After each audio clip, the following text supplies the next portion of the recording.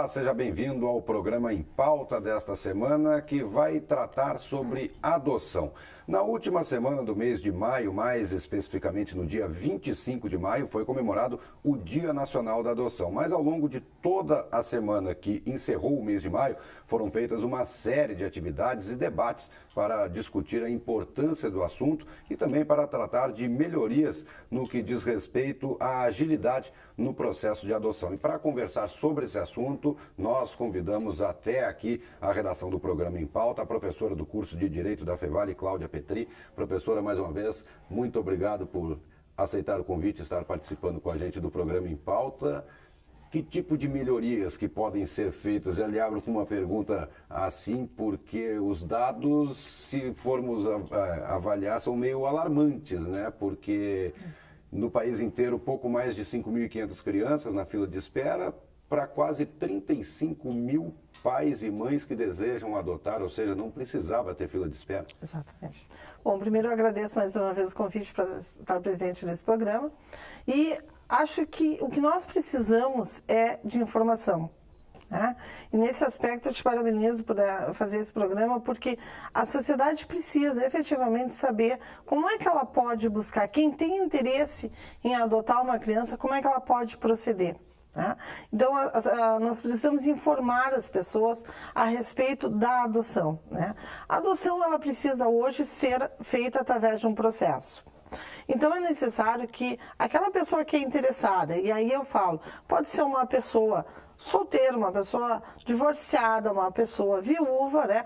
Ou pode ser um casal. E quando eu falo um casal, eu falo tanto um casal heterossexual quanto um casal homossexual. Não há qualquer restrição, né? Importante que, sendo casal, se tem aí ou uma relação de casamento, né? Uma relação de conjugalidade, como a gente fala, ou uma relação de união estável, né? Não é possível que duas amigas, dois amigos queiram adotar em conjunto. Isso não, né? É preciso ter realmente uma relação de parentesco desta forma como casal. Não é guarda compartilhada, né? Não é guarda compartilhada, né? Até pode, se eventualmente depois esse casal resolver se separar, e aí sim, aí pode ter a guarda compartilhada. Mas aí para qualquer filho é possível essa situação.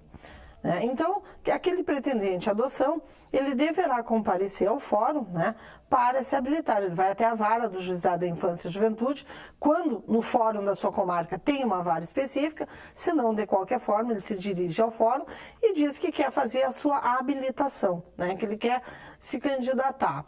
Então lá ele preenche uma ficha com todos os seus dados, né, e depois disso ele é encaminhado, então, para fazer uma série de análises, né, pela assistente social, pelo psicólogo, né, enfim, por todo o corpo, a toda a equipe multifuncional que o fórum tem. Né? E ele procura através de um advogado, que pode ser um advogado particular, pode ser um defensor público, né? Se for aqui em Novo Hamburgo, podemos utilizar aqui também o nosso núcleo de prática jurídica da Universidade de Fevale, né? Para fazer o seu processo de adoção. A presença do advogado é obrigatória nesse caso. É obrigatória porque como eu disse, isso é feito através de um processo de adoção. Né? Então, o advogado vai estar presente acompanhando todos os atos. Agora, a senhora falou logo no início da sua fala que me chamou a atenção. Uma pessoa solteira também pode adotar uma criança? Também pode adotar, desde que ela seja maior de idade, desde que ela tenha 18 anos. E que comprove uma certa renda também. Ao fazer já o seu pedido, ela vai ter que demonstrar que ela tem condições, né? Com quem ela mora, se ela mora sozinha, ou se ela tem condições, ou ainda reside com os seus familiares, né? Se ela estuda, se ela trabalha, enfim, de que forma ela pretende constituir essa família com aquela criança ou com aquele adolescente que ela pretende adotar. Certo. Existe alguma renda mínima para que se possa adotar uma criança hoje? Não tem. Não há uma definição. Certo. Não há um patamar mínimo. Tem que ser comprovado maneiras de que essa criança será bem tratada, terá a assistência necessária, como se fosse numa família normal. Exatamente. Embora muitas vezes a gente veja famílias constituídas biologicamente sem condição nenhuma de ter um filho, né? Mas para a adoção tem que comprovar um mínimo de condições para conseguir sustentar e manter aquela criança, adolescente, que provavelmente já vem, né, de um momento ruim na sua vida. Certo. Quanto tempo demora mais ou menos o processo de adoção? Olha, o Conselho Nacional de Justiça, quem hoje regula, né, regulou as normas, os procedimentos todos para adoção, ele estima em torno de 1 ano o processo de adoção. Tá? Mas o que nós temos hoje, como tu bem relataste no início do programa, né? Nós temos em torno de 5.500 crianças a serem adotadas, né? E temos 33 mil, quase 35 mil crianças, pessoas, melhor dizendo, pretendendo adoção. Né? E, com certeza, a gente encontra muitas pessoas que dizem, puxa, mas eu já estou há 4, 5 anos na fila para adotar. Isso tem uma razão de ser, porque ao pretender adotar uma criança, um adolescente, eu vou dizer como é que eu quero essa criança. Você escolhe as características. Escolho as características, então. Deseja. Exatamente. Então, a grande procura é por crianças recém-nascidas, né? Ou criança até 1 ano de idade. Né? E uma outra situação é que hoje o nosso Estatuto da Criança e do Adolescente privilegia a adoção de irmãos. E aí é outra dificuldade, porque a maioria das pessoas, dos pretendentes, quer adotar apenas uma criança. Não quer adotar 2, 3, 4, 5. Né? Então, para tu teres uma ideia, no Cadastro Nacional de Adoção, apenas 4 pretendentes pretendem ou admitem a possibilidade de adotar mais de 5 crianças. E nesse caso, por exemplo, se eu desejo adotar uma criança X, mas essa criança tem um irmão, eu não consigo hoje, atualmente, separar esses 2 irmãos na adoção? É bem difícil. O juiz vai analisar caso a caso. Qual é a diferença de idade daqueles irmãos? Qual é o laço afetivo que eles têm? Às vezes, embora sejam irmãos, não tem laço afetivo nenhum. E ao não permitir que se adote um, eu vou estar inviabilizando, de repente, uma condição melhor de vida daquele outro. Né? Então, quanto a isso, não há exatamente uma proibição. Tá? Mas é mais difícil, sim. Um direcionamento, um pedido. Perfeito, né? Vou ter que justificar. Na verdade, o juiz vai dizer, olha, aqui eu só posso permitir que sejam adotados os 2. Por quê? Porque desfazer o elo, a ligação entre esses 2 irmãos, será muito pior para eles do que ficar junto, às vezes, numa casa de passagem, num abrigo, enfim, numa casa-lar. Certo. E se entra porque nós temos um cadastro nacional, não estadual ou municipal. Né, de adoção. Então, isso permite com que, por exemplo, o pretendente, né, à adoção possa, de repente, abrigar uma criança que venha de outro estado do país. Sim. Né? Hoje eu tenho que me habilitar para adoção na minha comarca, onde eu resido. Né? Mas, ao fazer o meu cadastro, eu digo lá se eu aceito crianças apenas no meu estado ou se eu aceito crianças do norte, do nordeste, de São Paulo, enfim, eu posso disponibilizar. Claro que, como eu digo, quanto mais restrições eu fizer, mais difícil ou mais tempo eu posso ficar na fila de adoção.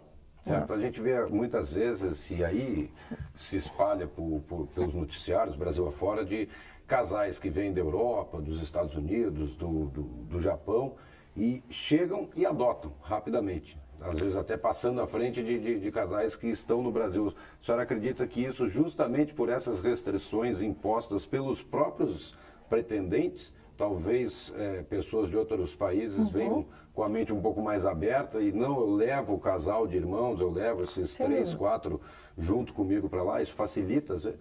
Facilita. Claro que assim, a adoção, o processo de adoção vai primeiro privilegiar o quê? Que as crianças que estão aí disponíveis, né, para adoção, primeiro sejam inseridas no seu próprio núcleo familiar.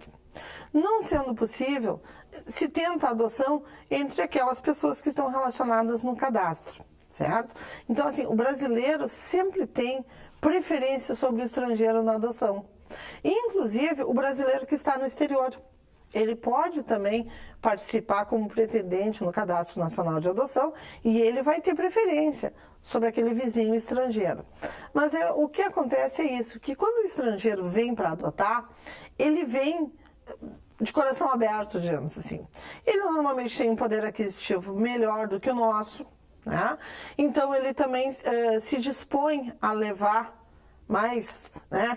2, 3, enfim, não apenas um, né? Não tem essa preferência também por características pessoais de cada criança? Não, é muito comum, né?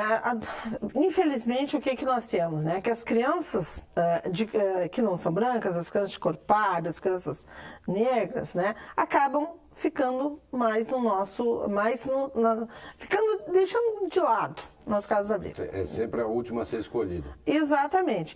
E o estrangeiro, quando vem, ele, como eu sempre digo, ele leva o que tem. Ele não tem importância para isso? Não tem importância, porque ele vem, como eu digo, de coração aberto, ele vem para adotar, porque interessa para ele aumentar, constituir de uma forma a sua família, independente de raça, independente de cor, independente de ser saudável ou não. Né? Até porque também, como eu digo, tem condições financeiras, tem um padrão de vida melhor que permite... Uma saúde pública melhor para se tratar Com certeza, com certeza. Agora, isso é até se torna engraçado, né? Porque se nós formos comparar o brasileiro, é natural a miscigenação do povo, né? Então, eu, pelo menos pessoalmente, não consigo compreender por que essa preferência por crianças, como a senhora falou, branca, de olhos claros, com menos de 1 ano, enquanto um estrangeiro, um europeu, que se a gente for comparar, ele não tem essa miscigenação, como nós temos aqui, está mais aberto para isso, ele não tem essa questão da cor, né? Como a gente ainda impõe muita coisa relacionada a isso dentro do Brasil. Né? Eu acho que isso ainda é muito cultural. Na verdade, também as pessoas procuram adotar alguém que seja parecido com a sua fisionomia. Né? Uma das perguntas que é feita sempre para quem pretende adotar é se pretende contar e de que forma ou quando pretende contar para a criança que vai ser adotada, que ela não é biológica. Né? E aí, muitos ficam surpresos, porque muitos não pretendem contar. E aí, então, se eu busco uma criança diferente, né, muito diferente de mim, ela logo vai se dar conta de que ela não foi minha filha biológica. Na adolescência vai desconfiar. Sem dúvida, sem dúvida. Agora, vou fazer uma pergunta e gostaria de uma resposta pessoal sua. Você acha que é importante contar para essa criança? Deve ser contado que ela foi adotada? Eu acho que deve ser adotado. Eu tenho 3 filhos biológicos, mas eu com certeza poderia, eu sempre digo que se eu tivesse tempo para cuidar, eu teria uma meia dúzia, né? Eu teria adotado e contaria desde o início. Porque, e contaria também que entregar para adoção não é abandonar. Muitas vezes quem entrega para adoção está fazendo um ato de amor. Eu sei que eu não posso cuidar, então eu vou te entregar porque eu sei que ela vai ser bem cuidada. Bem cuidada. E isso pode ser feito legalmente? Não. Na verdade, se eu não quero meu filho, inclusive na maternidade, né, quando eu entro na maternidade para ganhar o meu filho, eu já posso dizer para o hospital, olha, eu quero entregar meu filho para adoção. E aí vem a assistente social e conversa, e explica todos, né, tu não vai mais ver aquela criança vai ser dada para outra família, né, vai para uma casa de passagem, vai ser destituído do teu poder familiar, quer dizer, deixa de ser teu filho ou tua filha. A mãe abre mão, a família abre mão. Abre mão. A assistente social contata os familiares para saber se nenhum deles quer ficar com a criança, né, e não havendo realmente essa possibilidade, a criança vai para uma casa-abrigo. E, como eu digo, os pequenos, os nenês, todo mundo quer. Então, tem muitas pessoas, dessas 35 mil, um maior número de pessoas quer criança até 1 ano. Então, essa criança vai ser alocada, vai ser logo assim, inserida numa outra família. Né? Então, é um ato de amor. Eu não quero cuidar. Né? Mas eu sei que alguém vai querer cuidar. Certo. E em casos, por exemplo, onde tanto o pai quanto a mãe perdem a guarda do filho e essa criança não tem com quem ficar, ela também é colocada para adoção Ou vamos, num caso, de repente, indo um pouco mais além, o pai e a mãe cometem algum tipo de crime e vão passar um período presos. Essa criança eles não têm familiares próximos, essa criança não tem com quem ficar. Ela vai para adoção ou ela vai para um abrigo até o pai ou a mãe serem soltos e voltarem à sociedade? Ela vai para um abrigo e permanece lá até que os pais possam de novo readquirir o poder sobre essas crianças, que é o que a gente chama de poder familiar. E pode acontecer o caso do pai e da mãe perderem a guarda e a criança ser colocada para adoção também. Pode, em algumas situações mais graves, né, o juiz pode afastar definitivamente o poder dos pais sobre aquela criança e aí sim ela é colocada para adoção. Tá? Tá certo, então, professora, eu vou pedir só um tempinho, uma licencinha para a senhora, para a gente terminou o nosso tempo nesse primeiro bloco. A gente vai para um breve intervalo e daqui a pouco a gente volta para o segundo bloco, continuando nessa conversa sobre adoção. A gente volta já, não sai daí.